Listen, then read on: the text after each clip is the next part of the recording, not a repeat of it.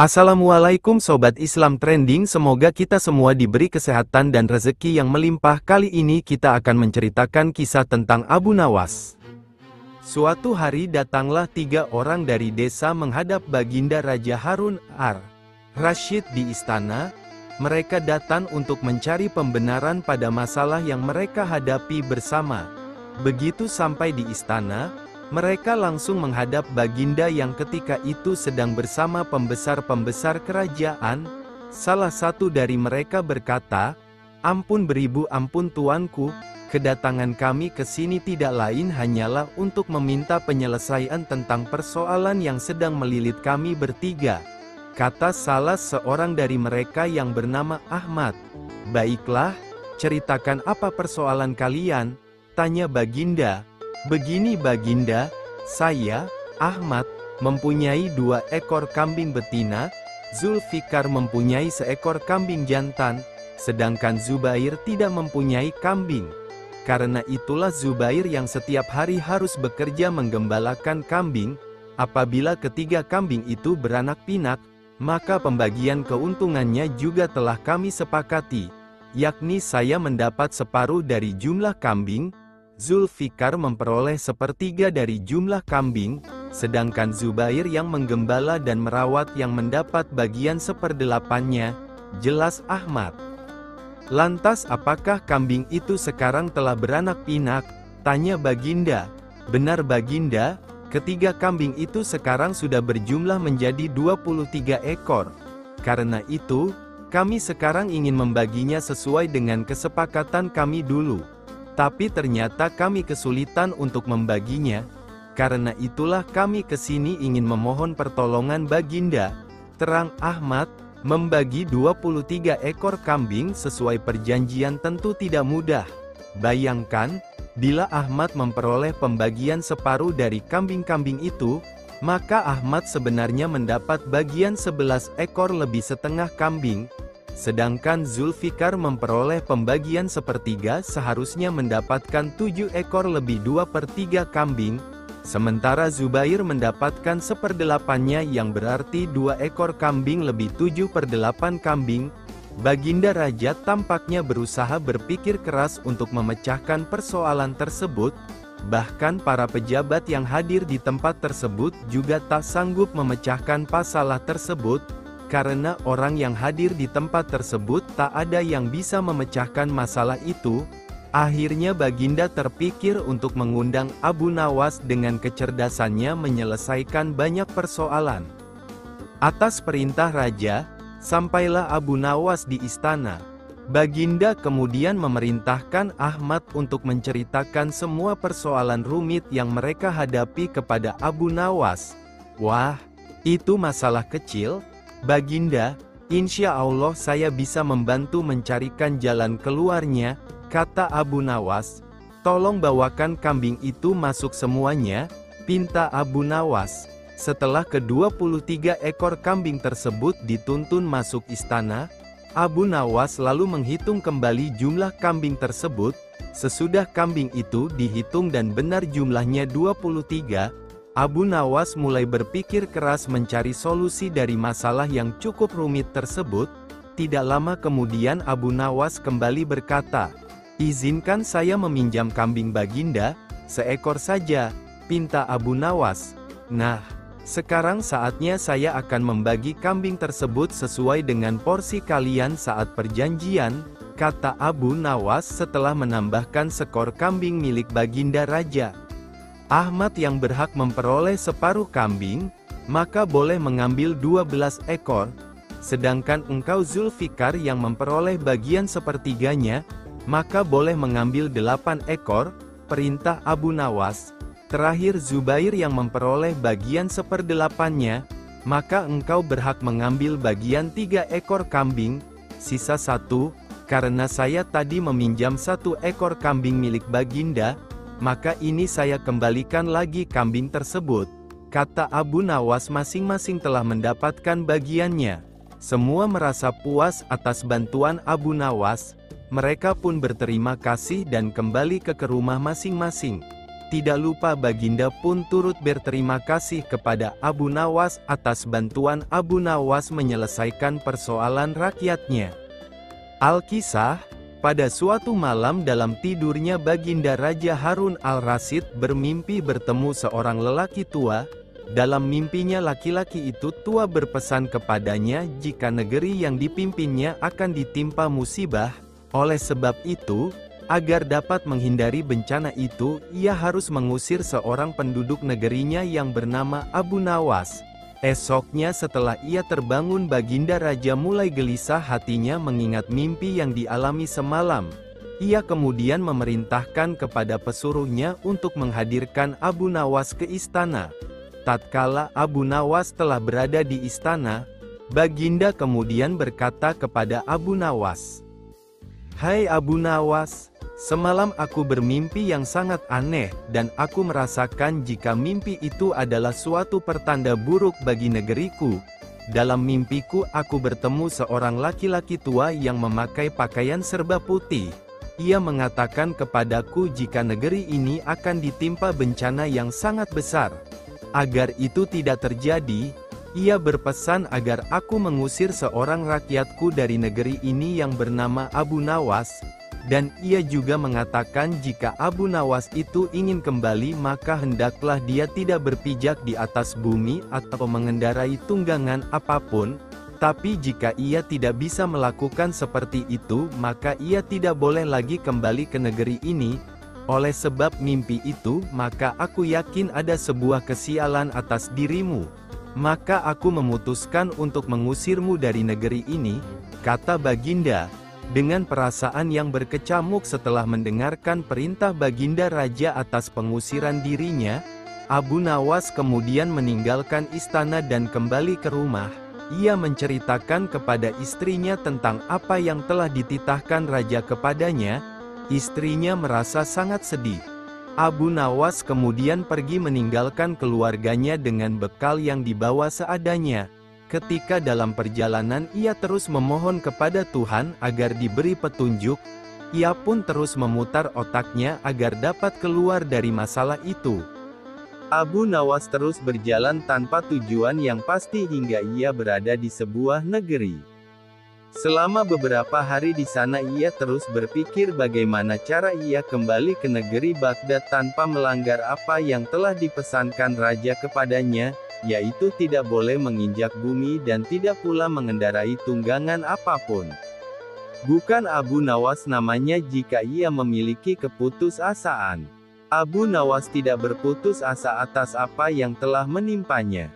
Meskipun alasan yang membuat ia diusir sama sekali tidak masuk akal, ia menerimanya dengan ikhlas, selalu berdoa kepada Allah dan berpikir untuk bisa keluar dari setiap masalah yang menimpanya.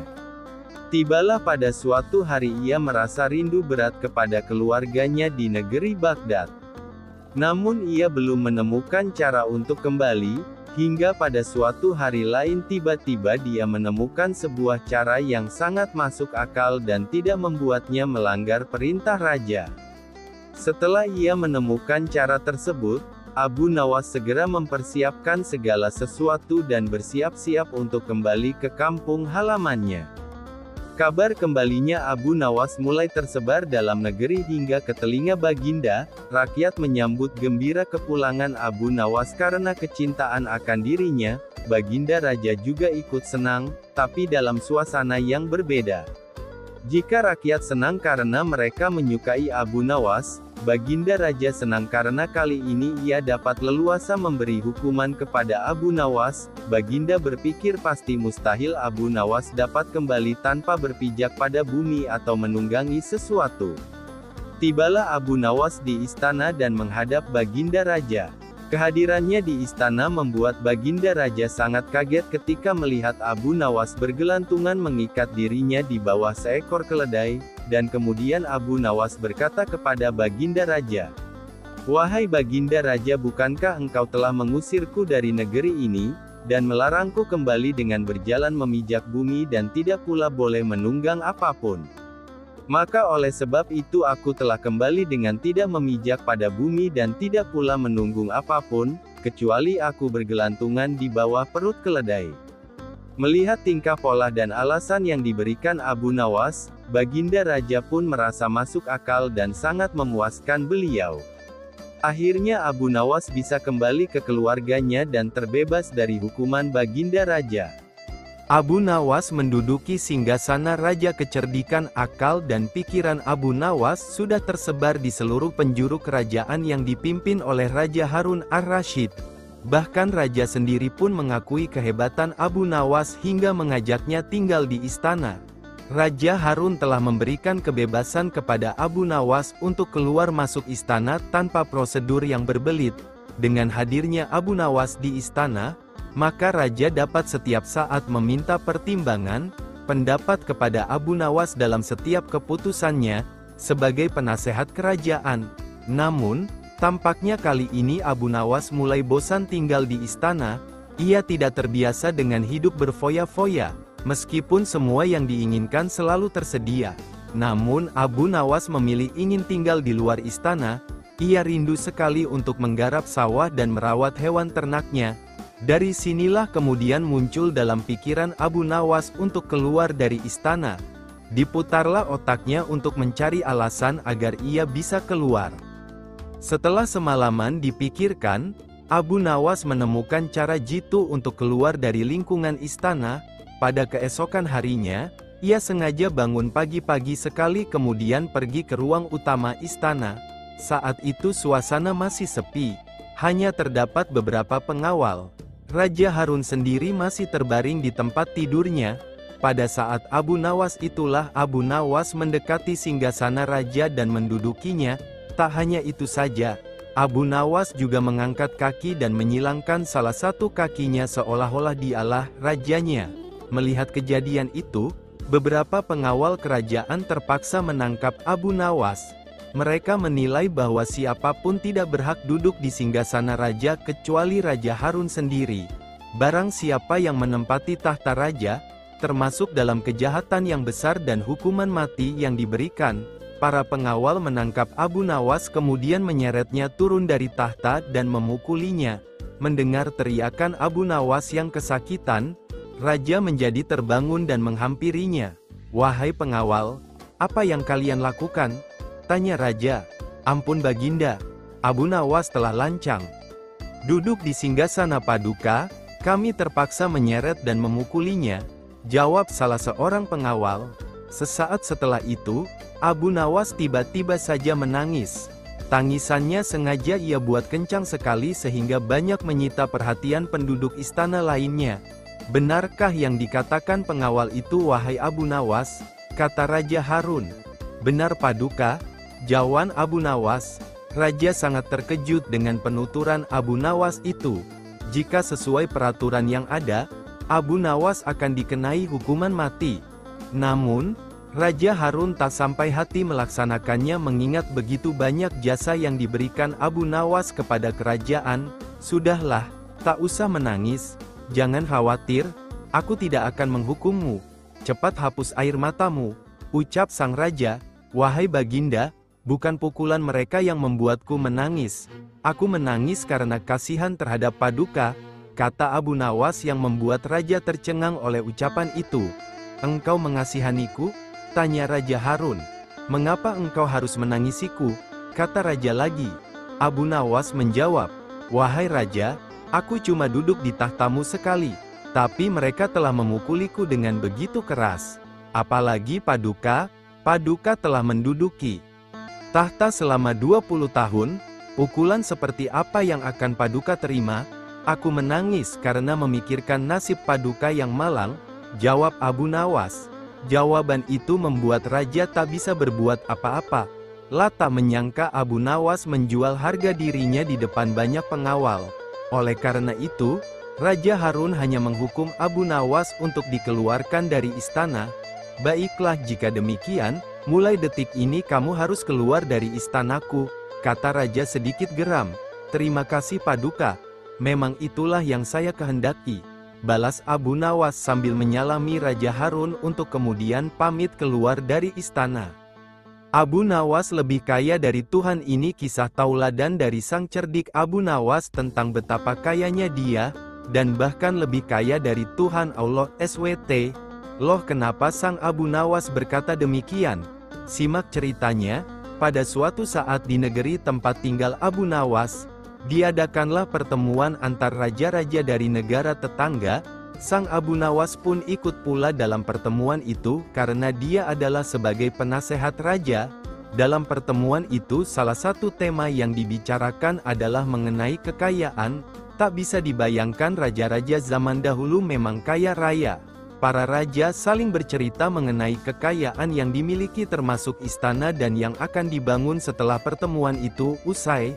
Ada raja yang memiliki kebun yang luas dengan hiasan permata, danau yang indah gemerlapan, kolam-kolam yang indah, gedung dan istana dan sebagainya.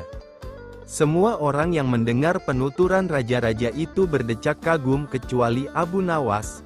Malah Abu Nawas berusaha mengingatkan dan menyadarkan mereka dari melimpahnya harta dunia yang fana ini.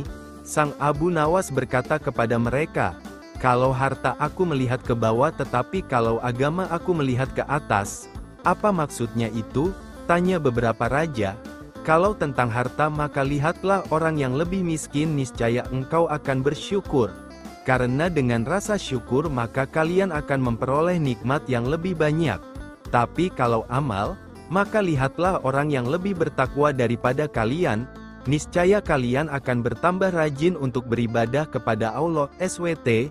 Jelas Abu Nawas. Mendengar penjelasan Abu Nawas tersebut, orang-orang mulai sadar akan apa yang telah mereka miliki dan mereka banggakan. Bahkan banyak dari mereka bahwa ucapan Abu Nawas itu adalah benar. Akan tetapi mereka tiba-tiba terkejut dengan pernyataan Abu Nawas. "Aku itu lebih kaya dari Tuhan," ucap Abu Nawas spontan.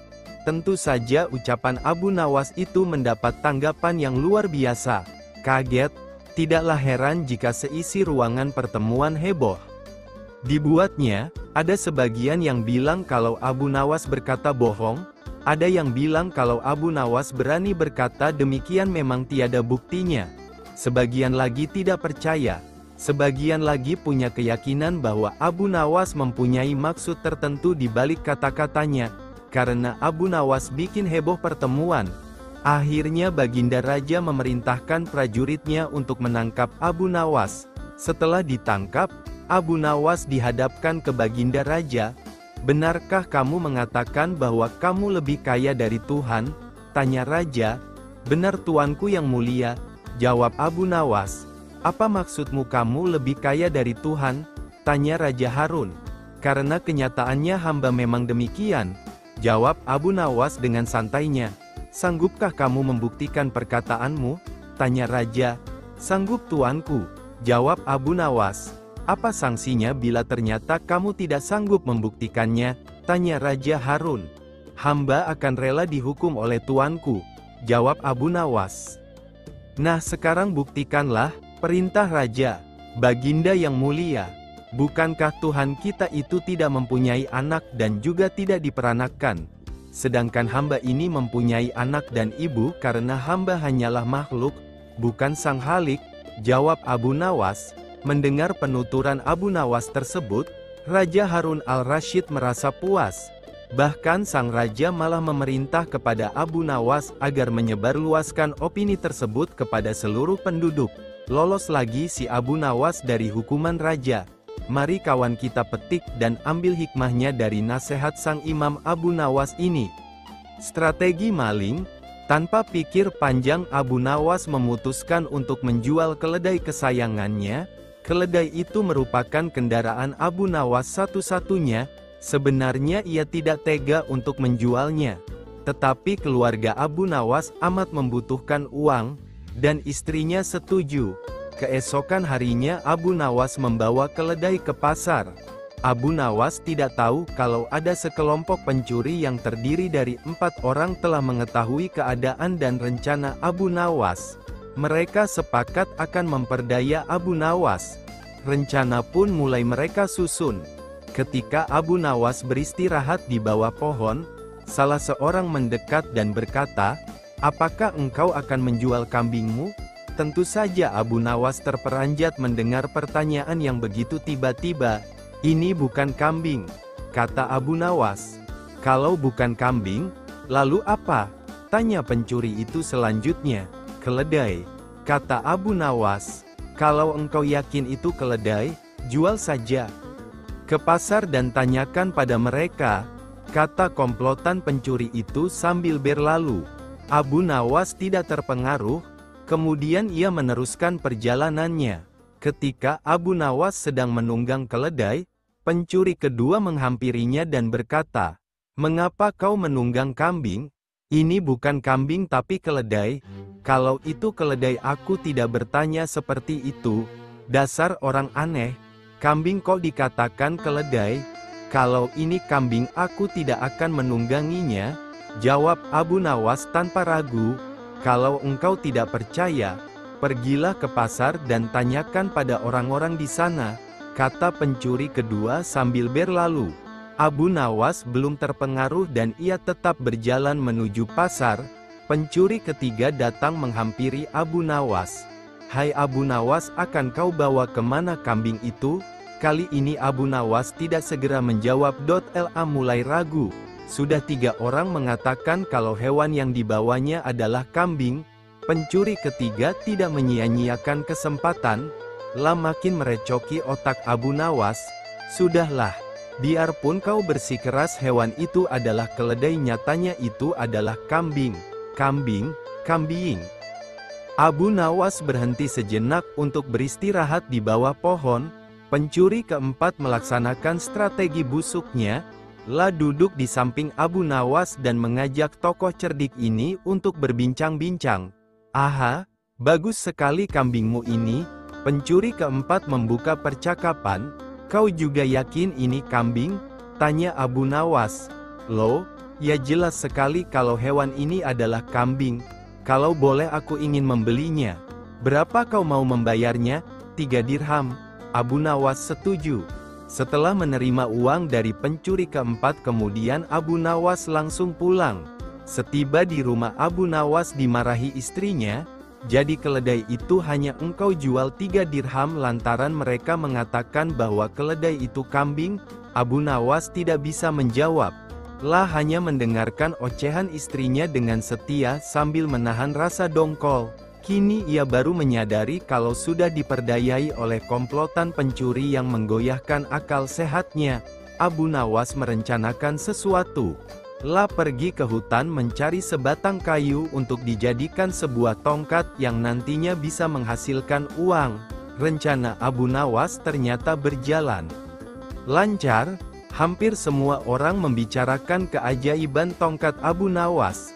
Berita ini juga terdengar oleh para pencuri yang telah menipu Abu Nawas. Mereka langsung tertarik.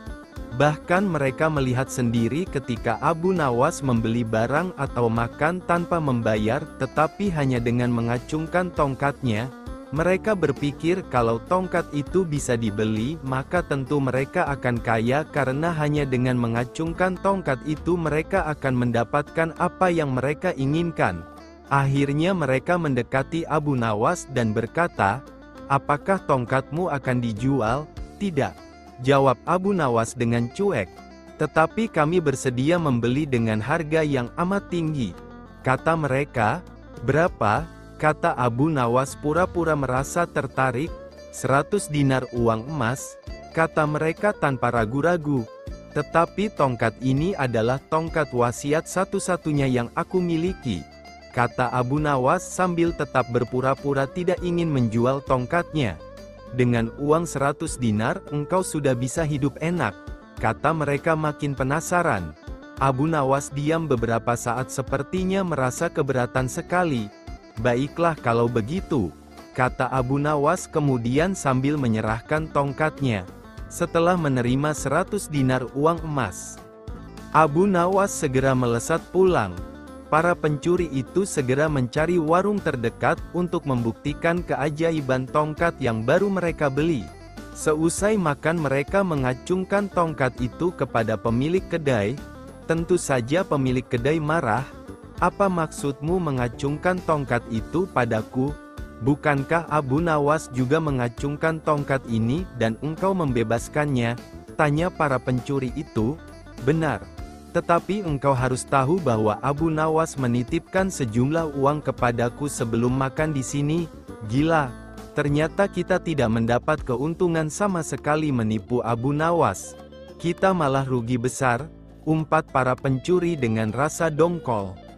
Abu Nawas lolos dari hukuman pancung karena dianggap hampir membunuh Baginda Raja. Maka Abu Nawas mendapat celaka, dengan kekuasaan yang absolut. Baginda memerintahkan prajurit-prajuritnya untuk langsung menangkap dan menyeret Abu Nawas untuk dijebloskan ke dalam penjara. Berikut ini kisah Abu Nawas yang lolos dari hukuman pancung. Waktu itu Abu Nawas sedang bekerja di ladang karena musim kentang akan tiba. Namun tanpa alasan yang jelas prajurit kerajaan langsung menyeret Abu Nawas sesuai dengan titah paduka raja. Abu Nawas tiada mampu berkutik dan kini ia mendekam di dalam penjara. Beberapa hari lagi kentang-kentang itu harus ditanam, sedangkan istrinya tidak cukup kuat untuk mencangkul. Tidak ada yang bisa dilakukan di dalam penjara kecuali mencari jalan keluar. Sudah 2 hari ia meringkuk di dalam penjara, wajahnya terlihat murung. Karena khawatir dengan keadaan istrinya, maka pada hari ketiga Abu Nawas memanggil seorang pengawal. "Bisakah aku minta tolong kepadamu?" kata Abu Nawas. "Apa itu?" kata pengawal. Abu Nawas pun meminta pensil dan selembar kertas untuk menulis surat kepada istrinya. "Aku harus menyampaikan sebuah rahasia penting, yang hanya boleh diketahui oleh istriku saja," katanya. Pengawal itu berpikir sejenak, lalu pergi meninggalkan Abu Nawas. Ternyata pengawal itu menghadap raja untuk melapor. Mendengar laporan dari pengawal, Baginda Raja bergumam, "Mungkin kali ini aku bisa mengalahkan Abu Nawas." Gumannya, surat rahasia Abu Nawas. Abu Nawas menulis surat yang berbunyi, "Wahai istriku, jangan engkau sekali-kali menggali ladang kita, karena aku menyembunyikan harta karun dan senjata di situ. Dan tolonglah jangan bercerita kepada siapapun." Tentu saja surat itu dibaca oleh Baginda Raja, karena beliau ingin tahu apa sebenarnya rahasia Abu Nawas. Setelah membaca surat itu, Baginda Raja merasa puas dan memerintahkan beberapa pekerja istana untuk menggali ladang Abu Nawas. Istri Abu Nawas yang berada di rumah menjadi heran. 5 hari kemudian Abu Nawas menerima surat dari istrinya.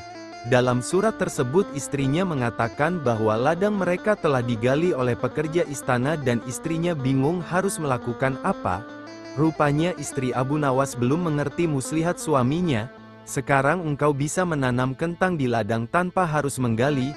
"Wahai istriku, kali ini Baginda tidak bersedia membaca surat Abu Nawas lagi karena Baginda Raja makin mengakui keluarbiasaan akal Abu Nawas." Baginda semakin merasa tertantang untuk mengalahkan Abu Nawas. La pun berpikir sejenak, kemudian beliau segera memerintahkan penjaga penjara untuk membebaskan Abu Nawas. Baginda Raja tidak ingin ada resiko yang lebih buruk. Abu Nawas memang girang bukan kepalang. Tetapi ia juga merasa gundah gulana karena Abu Nawas yakin bahwa saat ini Baginda telah merencanakan sesuatu dan Abu Nawas pun segera mencari akal untuk mengantisipasi rencana Baginda. Ahli ramal pada hari itu juga Abu Nawas mengumumkan dirinya sebagai ahli nujum, atau tukang ramal nasib. Sejak membuka praktik meramal, Abu Nawas sering mendapat panggilan dari orang-orang terkenal. Mendengar Abu Nawas mendadak menjadi ahli ramal, maka Baginda tanpa pikir panjang memerintahkan prajurit untuk menangkapnya. Karena dianggap membahayakan, Abu Nawas lalu digiring menuju tempat kematian. Tukang penggal kepala pun sudah menunggu dengan pedang yang baru diasah. Ketika Algojo sudah siap mengayunkan pedang, tiba-tiba Abu Nawas tertawa, sehingga membuat Baginda menangguhkan pemancungan. "Hai Abu Nawas, apakah engkau tidak merasa ngeri menghadapi pedang Algojo?" tanya raja. "Ngeri tuanku yang mulia. Tetapi hamba juga merasa gembira," jawab Abu Nawas. "Mengapa engkau merasa gembira?" tanya Baginda kaget. "Betul Baginda yang mulia. Karena tepat 3 hari setelah kematian hamba maka Baginda akan mangkat menyusul hamba ke liang lahat. Karena hamba tidak bersalah sedikit pun," jawab Abu Nawas. Baginda Raja bergetar mendengar kata Abu Nawas dan tentu saja hukuman pancung dibatalkan. Itulah kisah Abu Nawas yang setiap ucapannya mengandung hikmah doa hingga sang raja ngeri juga mendengar penuturannya. Suatu ketika Abu Nawas menerima undangan untuk sebuah jamuan makan malam oleh Baginda. Dalam undangan tersebut, ia diminta untuk berpidato mengisi acara jamuan dengan tausiah agama. Abu Nawas datang ke istana lebih awal menghadiri undangan Baginda. Karena itu, Abu Nawas dipersilahkan duduk di bagian depan. Di depan, ia seakan-akan seperti menjadi tamu yang sangat istimewa. Beberapa saat kemudian, para undangan yang lain mulai berdatangan satu persatu langsung menempati kursi-kursi yang disediakan. Kemudian, menyusul para pejabat kerajaan yang datang dan langsung menuju kursi yang paling depan. Akan tetapi, salah seorang pejabat yang hadir sedikit terlambat sangat terkejut melihat kursi paling depan sudah penuh dan salah satunya sudah diisi oleh Abu Nawas. Pejabat tersebut langsung protes keras pada panitia penyelenggara makan malam. Kenapa saya yang lebih terhormat berada di belakang dan justru Abu Nawas yang hanya rakyat biasa berada di depan? Protes pejabat tersebut. Tuan seharusnya menanyakan langsung kepada Abu Nawas sendiri, kata salah seorang panitia. Karena merasa posisinya disamakan dengan orang biasa, pejabat tersebut tidak terima. Ia berjalan ke depan menghampiri Abu Nawas kemudian berbisik padanya bahwa yang pantas duduk di kursi itu adalah dirinya yang merupakan pejabat kerajaan terhormat. Wahai Abu Nawas, kamu tidak pantas duduk di sini. Karena kursi depan seharusnya diisi oleh pejabat seperti saya. Tegas pejabat itu dengan sombong. Mendengar teguran pejabat yang merendahkannya, Abu Nawas membela diri. Maka terjadilah perdebatan di antara mereka, hingga para tamu lain juga mendengarnya. Saudara pejabat yang terhormat, pada kenyataannya Anda itu tidak lebih dari seorang pesulap. Kata Abu Nawas mulai angkat bicara. Wah, tidak bisa begitu. Saya adalah pejabat kerajaan bukan pesulap.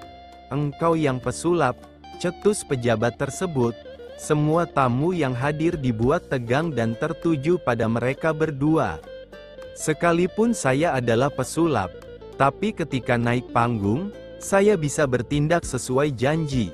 Saat saya berjanji mengubah sapu tangan menjadi kelinci, maka bim salabim, sapu tangan itu benar-benar berubah menjadi kelinci. Kata Abu Nawas, apa maksudmu? Apa hubungannya denganku? Tanya pejabat. Anda seperti seorang pesulap yang gagal di atas panggung, berjanji mengubah bunga menjadi kelinci, tapi Anda tidak berhasil mewujudkannya, kata Abu Nawas yang membuat suasana semakin panas. Apa maksudmu? Tanya pejabat itu marah. Sebelum menjadi pejabat Anda berjanji akan merubah nasib rakyat kecil menjadi lebih baik. Tapi, setelah menjadi pejabat, keadaan rakyat kecil sama saja seperti sebelum Anda menjadi penjabat, jelas Abu Nawas. Wajah pejabat tersebut menjadi merah, ia diam terdunduk dipermalukan Abu Nawas di depan para tamu yang hadir. Abu Nawas kembali bertanya padanya, nah, kalau begitu, mana yang lebih pantas duduk di sini? Tanya Abu Nawas kembali. Pejabat tersebut tidak menjawab pertanyaan Abu Nawas. Dengan perasaan kesal dan malu pejabat itu langsung beranjak meninggalkan Abu Nawas dan duduk di belakang.